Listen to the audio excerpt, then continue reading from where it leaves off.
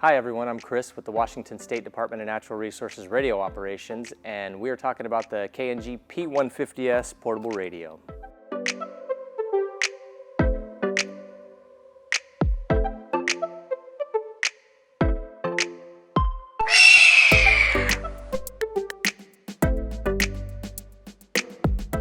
This video covers the buttons, switches, and knob functions of the P150s portable radio.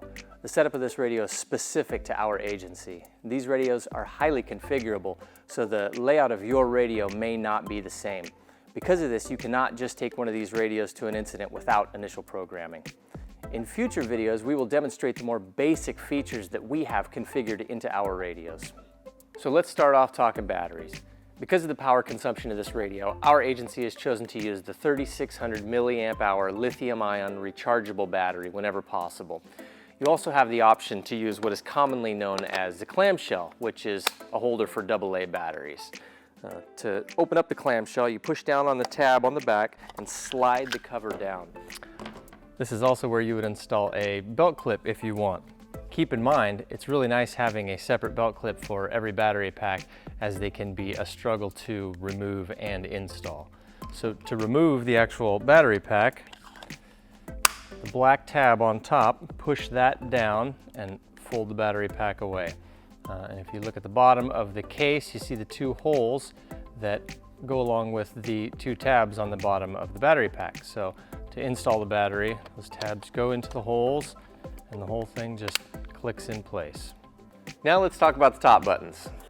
The volume knob. This is how you turn the radio on and off and set the volume. Channel selector. This is how you switch between channels in a zone. Note the arrow points at the number on the collar. Collar switch. Our agency has chosen to assign this as a keypad lockout. By locking out the keypad, you can prevent accidental changes to the radio. When the keypad is locked, the push-to-talk switch, the channel selector, volume, and the scan and priority switches are still functional. Scan and priority switches are used to turn scan and priority on and off.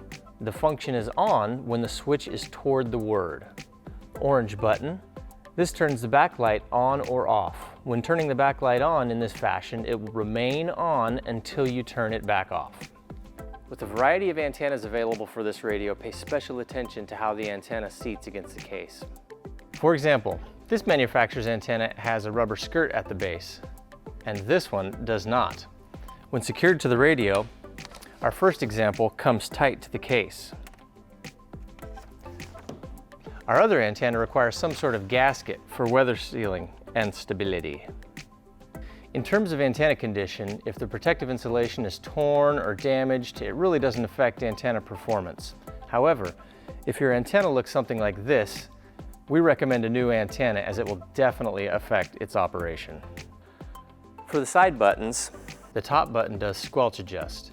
In most circumstances, the preset squelch setting that is configured during radio tuning should perform well. The middle button is programmed for monitor. This gives you noise for volume adjustment.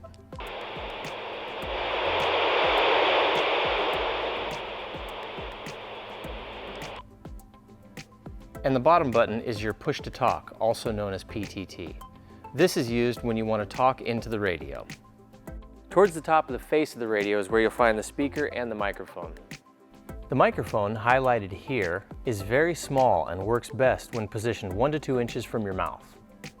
The same applies when using a speaker mic. Let's talk about the display and what the icons mean. Starting in the upper left is the receive signal indicator. Similar to a cell phone, it tells you the strength of an incoming signal.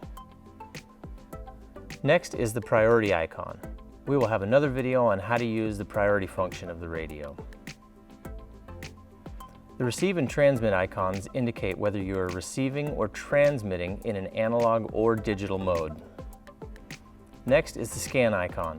Again, we will have another video on how to use this function of the radio. The battery indicator shows you the battery state of charge with a rechargeable battery. This indicator does not work with a clamshell battery pack. The first text line is the zone name. The second line is the channel name.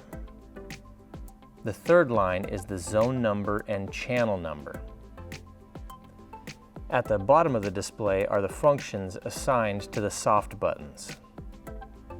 First is LPW, which is assigned to the diamond button. This is how you select between high and low transmit power. When the icon looks like this, the radio is transmitting on high power, which is about 6 watts. After pressing the button, the icon will look like this, and the radio is now transmitting on low power, which is about 2 watts. Next is nuisance, which is assigned to the up arrow button. Nuisance is a scan feature and will be touched on in the scan video. Next is menu, which is assigned to the down arrow button. This button will take you to the main menu for other available options. Finally, we've got zone, which is assigned to the square button. This allows you to select any of the 32 available zones in the radio. Thanks for joining us. Keep on the lookout for future videos where we go in depth on how to use many of the features of the KNG-P150s portable radio. Stay tuned.